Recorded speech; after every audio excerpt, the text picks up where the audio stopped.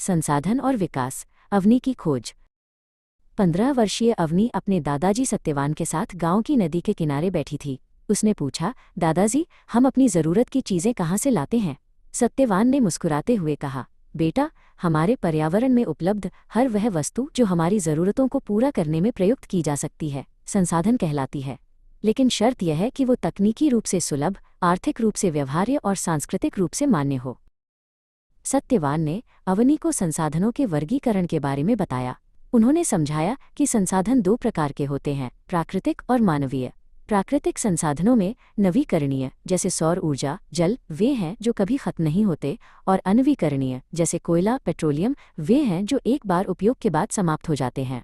अवनी ने अपनी नोटबुक में एक चार्ट बनाया और समझा कि कैसे तकनीक के माध्यम से इंसान प्रकृति से जुड़ता है। लेकिन अवनी, सत्यवान ने गंभीरता से कहा, इंसानों के लालच ने इन संसाधनों का अंधाधुंध दोहन किया है। इससे ग्लोबल वार्मिंग और ओजोन परत के क्षरण जैसी समस्याएं पैदा हो गई हैं।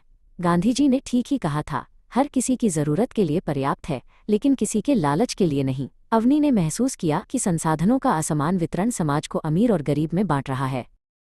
समाधान क्या है? अवनी ने पूछा।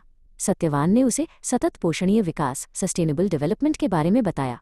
उन्होंने कहा, इसका अर्थ है ऐसा विकास जो पर्यावरण को नुकसान न पहुंचाए और भविष्य की पीढ़ियों की ज़रूरतों से समझौता न करे। उन्होंने 1992 के रियो डी जेनेरो पृथ्वी सम्मेलन और एजेंडा 21 का जिक्र किया, जहां दुनिया के नेताओं ने पर्यावरण संरक्षण की शपथ ली थी।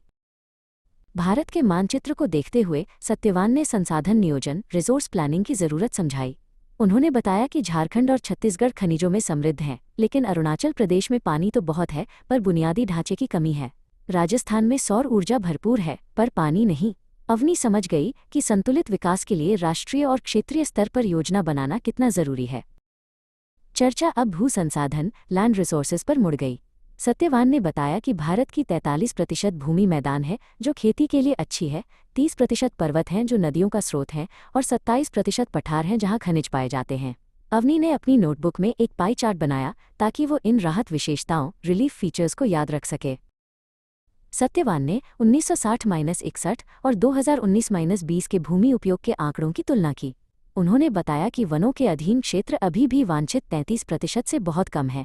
अवनी ने पूछा, पशुओं के चरने की जमीन कम क्यों हो रही है? सत्यवान ने समझाया कि बढ़ती जनसंख्या और गैर कृषि उपयोगों, सड़क, कारखाने के कारण जमीन के उपयोग का पैटर्न बदल गया है। जमीन बीमार भी हो रही है, सत्यवान ने चेतावनी दी।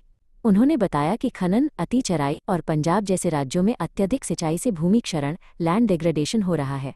अत्यधिक सिंचाई से मिट्टी में लवणता, सैलिनिटी बढ़ जाती है। अवनी ने सीखा कि वनीकरण और रेतीले टीलों पर कंटीली झाड़ियां लगाकर हम इसे रोक सकते हैं। मिट्टी एक जीवित तंत्र है, सत्यवान ने कहा। उन्होंने अवनी को मृदा परिच्छेदिका, सॉइल प्रोफाइल दिखाई, जिसमें सबसे ऊपर ऊपरी मृदा और सबसे नीचे ठोस चट्टान होती है। उन्होंने भारत की प्रमुख मिट्टी माइनस जलोढ़, अलूवियल और काली, ब्लैक मिट्टी के बारे में बताया। काली मिट्टी कपास की खेती के लिए सबसे अच्छी होती है और इसे रेगुर भी कहते हैं।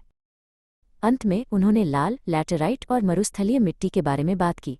सत्यवान ने मृदा अपरदन, सॉइल इरोजन से बचने के उपाय बताए, जैसे सीढ़ीदार खेती, टेरेस फार्मिंग और रक्षक मेखला, शेल्टर बेल्ट्स बनाना। अवनी ने वादा किया, दादाजी, मैं अपने दोस्तों को संसाधनों के महत्व और उनके संरक्षण के बारे में ज़रूर बताऊंगी।